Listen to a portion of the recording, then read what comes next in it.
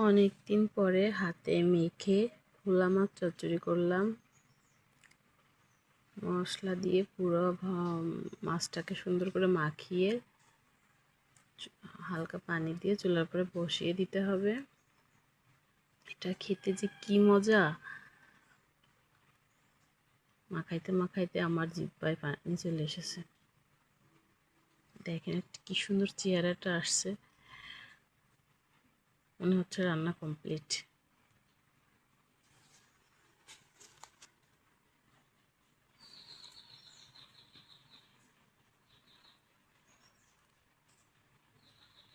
ভালো করে মেখে বসানোর পরে একটু টমেটো কুচি উপরে দিয়ে জাস্ট চুলায় বসায় রাখবেন।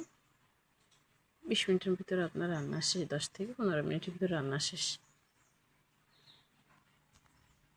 কি দারুণ চেহারা!